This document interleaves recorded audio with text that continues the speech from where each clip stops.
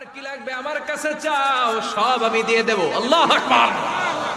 আলা মিন মুস্তাকসিরাক সুলা, যার জামা দরকার জামা চাও, জামা দেব। ক্ষমতা দরকার ক্ষমতা চাও, ক্ষমতা দেব। নেককার স্ত্রী দরকার, নেককার সন্তান দরকার, সন্তান চাও, সন্তান দেব। সব দেওয়ার মালিককে রব্বুল আলামিন আরশের উপর থেকে দুনিয়ার আকাশে নেমে আসে মানে বিশেষ একটা মনোযোগ দেয়, আর দুনিয়াবাসীরা ডেকে ডেকে বলে, গোলাম আলা মিন মুস্তাগফিরিনা গফির আলা, কার ক্ষমা লাগবে ক্ষমা চাও, সব গুনাহ আমি ক্ষমা করে দেব। রব্বুল আলামিন বললেন, ইয়া আইয়ুহাল মুযাম্মিলু কুমিল লাইলা ইল্লা কলিলা, ও নবী রাত্রি বেলায় দাঁড়ান, পুরো রাত ব্যাপী তাহাজ্জুদ পড়েন। নিসফাহু, রাতের অর্ধেক সময় তাহাজ্জুদ পড়েন। আও ইনকুস মিনহু কালিলা, অথবা তার চেয়েও কিছু কম পড়েন। আও জিদা আলাইহি, অথবা তার চাইতেও বেশি পড়েন। ও নবী রাত্রিবেলা দাঁড়িয়ে তাহাজ্জুদের সালাত পড়েন। কিসের সালাত? তাহলে বিশ্বনবীকে মিশনে সফল হওয়ার জন্য সর্বপ্রথম যে ডিরেকশন আল্লাহ দিলেন সেটা হচ্ছে তাহাজ্জুদের ডিরেকশন। কিসের? তাহাজ্জুদ পড়েননি আপনারা? পড়েন? হ্যাঁ হুজুর, ফজর নামাজে তো পড়ি না। কি পড়ি না? তাহাজ্জুদ তো তাদের যারা ফজর পড়ে, যারা ফজরই পড়েন, ওরা আবার কি তাহাজ্জুদ? কথা বলেন। এই তাহাজ্জুদের সালাত আদায় করলে সম্মান বাড়িয়ে দেয় কে? ঘুমের আরবিতে কিছু নাম আছে। ঘুমের একটা নাম হচ্ছে নুআস। নুআস মানে ড্রোজিনেস। বাসে বসে আছেন, বাসে ঝুলে আপনিও ঝুলতেছেন, এরকম হয় না? ঝিমুনি, এটার বলে নুআস। আরেকটা হচ্ছে সামান্য হালকা লাইট স্লিপ, সামান্য ঘুম, এটার বলে পাওয়ার ন্যাপ। হালকা হালকা ঘুমও আসছে, আবার কে যেন কথা বলে ওইটাও শোনা যায়, এরকম ঘুম আছে না নাই?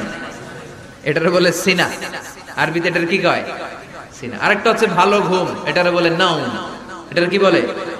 তাহলে পাইলাম নুআস, সিনা, নাউম। আরেকটা হচ্ছে জন্মের ঘুম। কিরকম ঘুম? এমন ঘুম যে ঘুমে ডাকলেও মানুষ উঠে না, যেটা শেষ রাতে আমাদের যে ঘুমটা হয়, তার 3টা-4টার দিকে কম্বল টেনে টেনে আরেকটু ঘুমাইতে মনে হয়, এরকম একটা ঘুম আছে না নাই? এই ঘুমটাকে আরবিতে বলে হুজুদ। কি বলে? সবাই বলেন। এই হুজুদের ঘুমকে স্যাক্রিফাইস করে ওই টাইমে যে সালাতটা পড়া হয়, ওই সালাতকে আরবিতে বলে সলাতুল হুজুদ বা সলাতুত তাহাজ্জুদ। সুবহানাল্লাহ পড়বেন না? এজন্য রাব্বুল আলামিন বলেন, ওয়া মিনাল লাইলি ফাতাহাজ্জাদ বিহি নাফিলাতান লাকা আসা আন ইয়াবআসাকা রাব্বুকা মাকামাম মাহমুদা। ও নবী রাত্রিবেলা দাঁড়িয়ে আপনি তাহাজ্জুদের নামাজ পড়েন, আশা করা যায় বিশাল সম্মানিত মহিমান্বিত জায়গায় আল্লাহ আপনারে বসায় দিবে গো নবী। ঠিক কি না? তাহাজ্জুদের সালাত পড়লে মর্যাদা বাড়ায় দেয় কে? মুমিনের বৈশিষ্ট্য, তারা রাত্রিবেলা তাহাজ্জুদের সালাত পড়ে। ইমানদারদের বৈশিষ্ট্য, তারা হলো ফুরসানান নাহার রুহবানাল লাইল। রাত্রিবেলা তাহাজ্জুদের জায়নামাজে কান্নার ঝড় তোলে, দিনের বেলায় ঘোড়া হাঁকিয়ে জিহাদের ময়দানে জিহাদ করে। ঠিক কি না? দিনের বেলায় চলবে কি? জিহাদ। জিহাদের কথা বলাতে ভয় পাইছেন? হ্যাঁ, অনেকে এখন জিহাদের সাথে জঙ্গিবাদরে লাগায়, এরকম ডাকাইত আছে না নাই? জিহাদের সাথে সন্ত্রাসবাদকে মিলাতে চায়, চিল্লা এখন ঠিক কিনা? জঙ্গিবাদ আর সন্ত্রাস এক জিনিস, জিহাদ আরেক জিনিস। জিহাদরে ফরজ করছে কে? আর জঙ্গিবাদকে হারাম করেছে কে? জঙ্গিবাদকে দমন করার জন্য আল্লাহ তাআলা জিহাদের মতো বিধানকে ফরজ করেছেন। চিল্লায় বলেন ঠিক কিনা? যারা হকের পক্ষে, যারা কল্যাণের পক্ষে, যারা মানবতার পক্ষে, এরা হচ্ছে মুজাহিদ। আর যারা হক সহ্য করে না, মানবতাকে সহ্য করে না, শান্তির কথাকে সহ্য করে না, এরা হলো এক একটা জঙ্গি। চিল্লায় এখন ঠিক কিনা? আবু জাহেল ছিল জঙ্গি আর বিশ্বনবী ছিলেন মুজাহিদ। ফেরাউন ছিল জঙ্গি, মুসা আলাইহিস সালাম ছিলেন মুজাহিদ।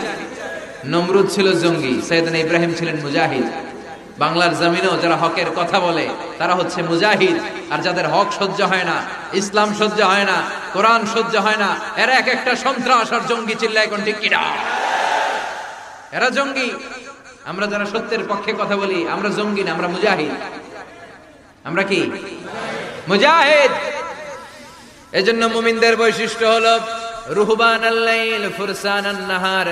মুমিন বান্দারা দিনের বেলায় জিহাদের ময়দানে ব্যস্ত থাকে, রাতের বেলায় তাহাজ্জুদের জায়নামাজে চোখের পানি দিয়ে জায়নামাজ ভিজায়।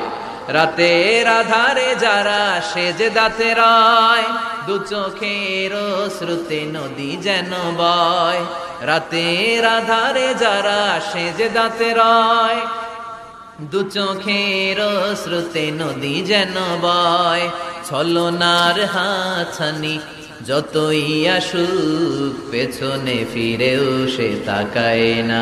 যাদের হৃদয়ে আছে আল্লাহর ভয়, তারা কবু পথ ভুলে যায় না। আল্লাহর প্রেম ছাড়া এই দুনিয়ায় কারো কাছে কোনো কিছু চায় না। চিল্লায় বলেন ঠিক কিনা? এজন্য বিশ্বনবীর প্রথম প্রশিক্ষণ নিতে বললেন আল্লাহ, কুমিল লাইলা ইল্লা কালিলা। ও নবী, বিশাল মিশন নিয়ে দুনিয়ার বুকে আপনি এসেছেন গো নবী। প্রথম প্রশিক্ষণ যেটা নিবেন, রাত্রি বেলায় দাঁড়িয়ে দাঁড়িয়ে তাহাজ্জুদের প্রশিক্ষণ। বিশ্বনবীর আদেশ করলেন কে? কিসের আদেশ? সবাই কন আরো জোরে। ওই মুহূর্তটা তাহাজ্জুদের সময়টা এমন সময়, ইয়ানজিলু রাব্বুনা ইলা সামাইদ দুনিয়া, রব্বুল আলামিন আরশের উপর থেকে দুনিয়ার আকাশে নেমে আসে। নেমে আসে মানে বিশেষ একটা মনোযোগ দেয়, আর দুনিয়াবাসীরা ডেকে ডেকে বলে, গোলাম আলা মিন মুস্তাগফিরিনা গফির আলা, কার ক্ষমা লাগবে ক্ষমা চাও, সব গুনাহ আমি ক্ষমা করে দেব। আলা মিন মুস্তারজিকিন আরজুক আলা, কার কি লাগবে আমার কাছে চাও, সব আমি দিয়ে দেব। আল্লাহু আকবার। আলা মিন মুস্তাকসিন আকসুলা, যার জামা দরকার জামা চাও জামা দেব, ক্ষমতা দরকার ক্ষমতা চাও ক্ষমতা দেব, নেককার স্ত্রী দরকার নেককার সন্তান দরকার সন্তান চাও সন্তান দেব। সব দেয়ার মালিক কে? কেউ যেটা পারে না পারে কে? কেউ যেটা দেয় না দেয় কে? কেউ যেটা বোঝে না বোঝে কে? আল্লাহ শেষ রাতে আম করে ডাকে, দেওয়ার জন্য ডাকে, কিন্তু চাওয়ার সময় আমাদের নাই। উনি দেওয়ার জন্য প্রস্তুত, কিন্তু এটা তো নেওয়ার লোক লাগবে। কথা কর। বিশ্বনবী তাহাজ্জুদের সময় দাঁড়িয়ে যেতেন ছোট্ট একটা ঘরে, চাটাইয়ের উপরে বিশ্বনবী মা এসে শুতেন, গাদাগাদি করে জায়গা নাই। মাঝরাতে বিশ্বনবী তাহাজ্জুদের জন্য দাঁড়াতেন, আল্লাহু আকবার বলে দাঁড়িয়ে যেতেন, নামাজ শুরু করে দিতেন। বিশাল বড় সূরা পড়তেন, কিরাত করতেন, রুকু করতেন, কিন্তু সিজদার জায়গায় সিজদা দেওয়ার জায়গা নাই। সিজদার জায়গায় মা এসে পা বিছিয়ে শুয়ে আছে। বুখারীর বর্ণনা, বিশ্বনবী সিজদায় যে হাত দিয়ে মা এসার পায়ের মধ্যে চিমটি কাটতেন, মা এসা বুঝতে পারতেন বিশ্বনবী এখন সিজদায় যাবে। সুবহানাল্লাহ পড়েন। মা এসা বুঝতে পেরে পা দুইটা সরিয়ে নিতেন, বিশ্বনবী সিজদা দিতেন। সিজদা দিয়ে বিশ্বনবী যখন আবার দাঁড়িয়ে যেতেন, মা আয়েশা পা বিছিয়ে আবার শুয়ে পড়তেন। কি ইবাদত ছিল বিশ্বনবীর! হাত্তা তাতাওয়াররামু খাদামা। মা আয়েশা বলতেন বিশ্বনবী দাঁড়িয়ে থাকতে থাকতে এত সময় ধরে তাহাজ্জুদের সালাত করতেন, ওনার পা গুলো ফুলে এরকম টিউমারের মতো মোটা হয়ে যেত। সুবহানাল্লাহ পড়বেন না? দাঁড়িয়ে থাকতে থাকতে বিশ্বনবীর পা গুলো টিউমারের মতো মোটা হয়ে যেত। প্রথম রাকাতে বাকারা আলী ইমরান পড়ে ফেলতেন। সুবহানাল্লাহ পড়েন। বিশ্বনবীর পা যেন ফেটে যাবে, এভাবে হাত বেঁধে দাঁড়িয়ে থাকতে থাকতে বিশ্বনবীর হাতগুলো বাঁকা হয়ে যেত, ব্যথা হয়ে যেত। বিশ্বনবী তখন হাত দুইটা ছেড়ে দিতেন। আবার যখন এনার্জি ফিরে পেতেন, যখন বিশ্বনবীর ভাল লাগতো, আবার হাত বাঁধতেন। পড়েন সুবহানাল্লাহ। তার মানে হাত ছেড়ে দিও নামাজ পড়াবে, হাত ছেড়ে দিও। মালিকি মাযহাবের কিছু স্কলাররা ওনারা মত নিয়েছে, ওনাদের অনুসারীরা এরসাল করে, আমাদের দেশে কেউ বাদে এইভাবে, কেউ এইভাবে, কেউ এইভাবে। মালিকিরা বাদেই না, কেউ বাদবি না, কি করবি কর। আছে না নাই? আপনি যদি হজ করতে যান মক্কা মদিনায় এই আমলগুলো দেখতে পারবেন। এটা সুন্নাত একটা আমল। হাত ছেড়ে দিলেও যেখানে সালাত হয়ে যায় ওই জায়গায় কই বাঁধবে এই নিয়ে কিলাকিলি আছে না নাই? উপরে না নিচে, আমিন জোরে না আসতে, আছে না নাই? পেকুয়াতে মাশাআল্লাহ এগুলো নাই। হ্যাঁ, পেকুয়াতে এগুলো আছে। বিশ্বনবী লম্বা সময় দাঁড়িয়ে তাহাজ্জুদ করতেন। তাহাজ্জুদ করলে আপনার মর্যাদা বাড়ায় দিবে কে? সাইয়েদনা জিবরাইল বললেন, ইন্না শারাফাল মুমিন ফি কিয়ামিল লাইল। বিশ্বনবী বললেন, জিবরাইল এসে আমাকে বলে গিয়েছে মুমিনের মর্যাদা তাহাজ্জুদের নামাজের ভেতর। সুবহানাল্লাহ পড়েন। তাহাজ্জুদের নামাজ পড়লে মর্যাদা বাড়ায় দেয় কে? 2 নাম্বার কুরবাতুন ইলাল্লাহ। তাহাজ্জুদের নামাজ পড়লে আল্লাহর সাথে নৈকট্য বাড়িয়ে দেয় কে? আল্লাহর সাথে কানেক্টিভিটি আপনার বেড়ে যাবে। আমাদের দুনিয়াতে সব জায়গায় কানেক্টিভিটি আছে। এমপির সাথে হাত আছে, চেয়ারম্যানের সাথে হাত আছে, ওই এসআই এর সাথে হাত আছে, পুলিশের আইজির সাথে হাত আছে, কিন্তু আল্লাহর সাথে হাতটা নাই। কথা কন। আসল জায়গায় কানেকশন লাগানো দরকার। চিল্লায় বলেন ঠিক কি না? মান লাহুল মাওলা ফালাহুল কুল্লু।